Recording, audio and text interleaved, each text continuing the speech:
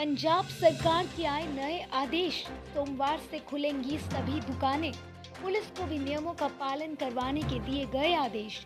अमृतसर के डीसी गुरप्रीत सिंह खैरा ने सोमवार से अमृतसर में दुकानें खोलने के आदेश दिए हैं, जिसके अनुसार दुकानदार शाम 5 बजे तक दुकानें खोल पाएंगे, लेकिन सभी दुकानें क्रमवार खुलेंगी। एक दिन बाएं हाथ की दुकानें खुलेंगी तो दूसरे दिन दाएं हाथ की।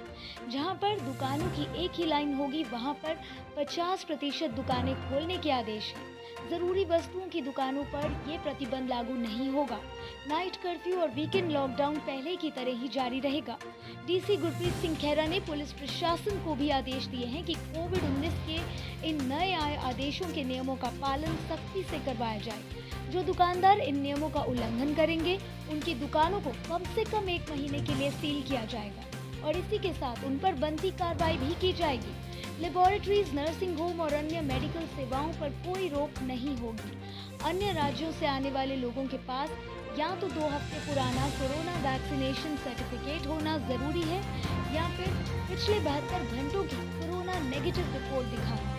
इसके अलावा भी कई अन्य बातों को लेकर डीसी ने आदेश जारी किए हैं।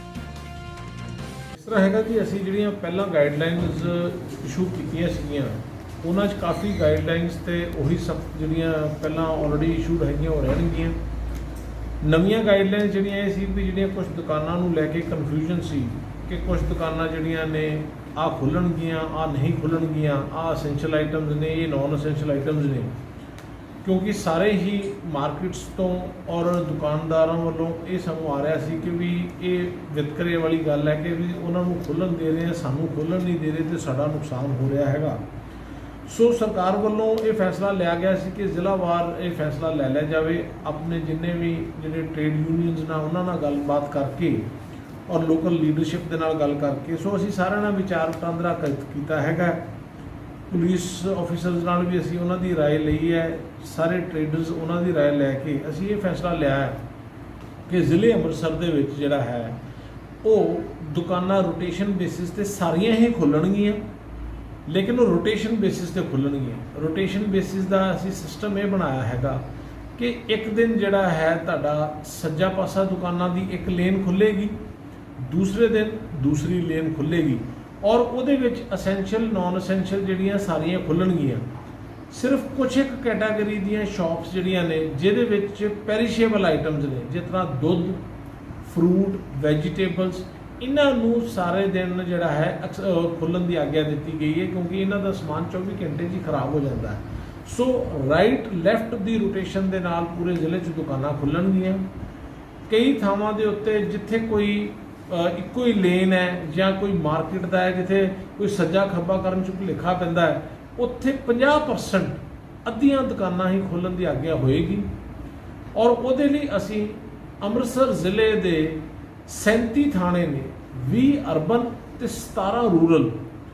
ਹਰ ਇੱਕ ਥਾਣੇ ਦੇ ਵਿੱਚ ਸੰਬੰਧਿਤ SHO ਸਾਹਿਬਾਨ ਔਰ ਸਿਵਲ ਵੱਲੋਂ ਇੱਕ ਸੈਕਟਰ ਮੈਜਿਸਟ੍ਰੇਟ ਲਗਾਏ ਗਏ ਹੈਗੇ ਨੇ ਔਰ ਜਿਹੜੀ ਦੀ ਦੇਖ ਰੇਖ ਜਿਹੜੀ ਹੈ ਅਰਬਨ ਏਰੀਏ ਦੀ ਸਾਡੇ ਐਡੀਸ਼ਨਲ ਡਿਪਟੀ ਕਮਿਸ਼ਨਰ ਜਨਰਲ ਤੇ DCP law and order, rural ਦੇ ਵਿੱਚ ADC D ਐਂਡ ਸਾਡੇ SP ਹੈੱਡਕੁਆਟਰ ਰੂਰਲ ਔਰ ਸਬ ਡਿਵੀਜ਼ਨ ਤੇ SDM ਸਾਹਿਬਾਨ ਆਪਣੇ ਹਲਕਾ DSPs ਦੇ ਨਾਲ ਜਿਹੜੀ ਹੈ ਇਸ ਤਰੀਕੇ ਨਾਲ ਸਾਰੀ ਸੁਪਰਵਿਜ਼ਨ ਕਰਨਗੇ ਔਰ ਸਾਰੇ ਸੈਕਟਰ ਮੈਜਿਸਟ੍ਰੇਟਸ ਆਪਣੇ ਆਪਣੇ ਏਰੀਏ 'ਚ ਇਨਸ਼ੋਰ ਕਰਨਗੇ ਕੋਈ ਵੀ ਦੁਕਾਨ ਇਸ ਰੋਟੇਸ਼ਨ ਬੇਸਿਸ ਤੋਂ ਇਲਾਵਾ ਨਾ ਖੁੱਲ੍ਹੇ।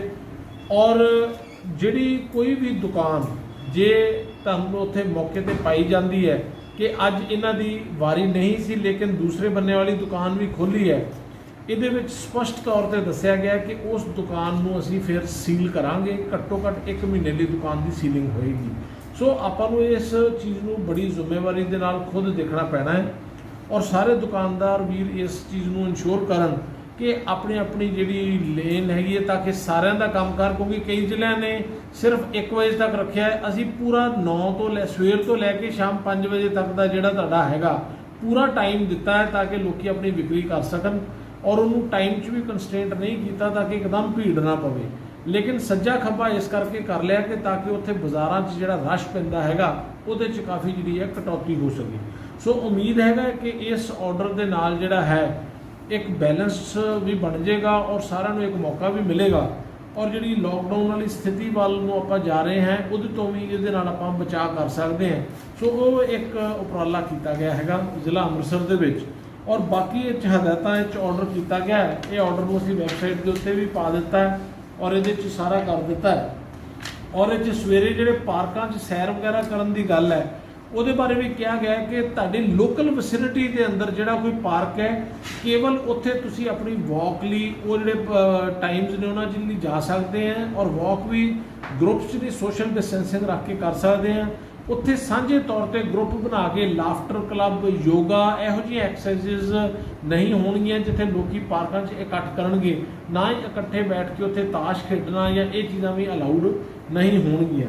ਸੋ ਬਾਕੀ ਸਾਰੀਆਂ ਸ਼ਰਤਾਂ ਜਿਨ੍ਹਾਂ ਦੇ ਵਿੱਚ ਜਿਹੜਾ ਹੈ ਨੈਗੇਟਿਵ ਰਿਪੋਰਟ ਦੂਜੇ ਜ਼ਿਲ੍ਹਿਆਂ 'ਚੋਂ ਜਿਹੜੇ ਬਾਹਰੋਂ ਆ ਰਹੇ ਸੂਬੇ ਤੋਂ 72 ਘੰਟੇ ਵਾਲੀ ਵੈਕਸੀਨੇਸ਼ਨ ਸਰਟੀਫਿਕੇਟ ਦਿਖਾਉਣਾ, ਸਰਕਾਰੀ ਜਿਹੜੇ ਦਫ਼ਤਰ ਨੇ, ਪ੍ਰਾਈਵੇਟ ਬੈਂਕਾਂ ਲਈ ਜਿਮ ਔਰ ਉਹ ਸਾਰੇ ਜਿਹੜੇ ਬੰਦ ਨੇ ਉਹ ਪਹਿਲਾਂ ਵਾਂਗੂ ਉਹ ਸਾਰੀਆਂ ਹਦਾਇਤਾਂ ਜਾਰੀ ਰਹਿਣਗੀਆਂ।